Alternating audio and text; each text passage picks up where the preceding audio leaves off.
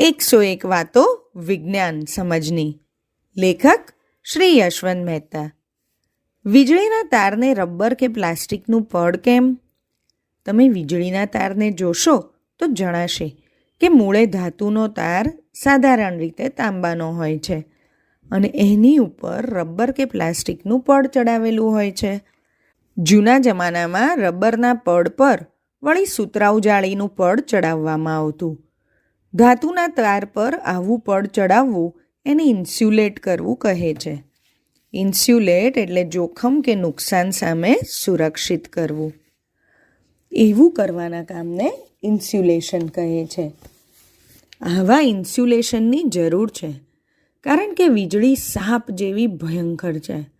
સાપ આપણે માટે ખૂબ ઉપયોગી છે, પરંતુ જો એની સાથે વ્યવહાર કરવામાં થાપ ખાઈ જઈએ તો એ જીવલેણ ડંખ દઈ શકે છે.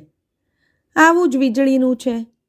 જો વીજળી જેમાં વહેતી હોય એવા ખુલ્લા તારને અડકી જઈએ તો ધક્કો અથવા શોક લાગી શકે છે. આપણે એથી મરી પણ જઈએ.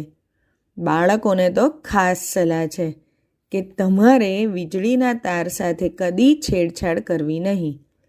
કશું સમારકામ કરાવવું હોય તો જાણકારની જ સહાય લેવી. આવજો.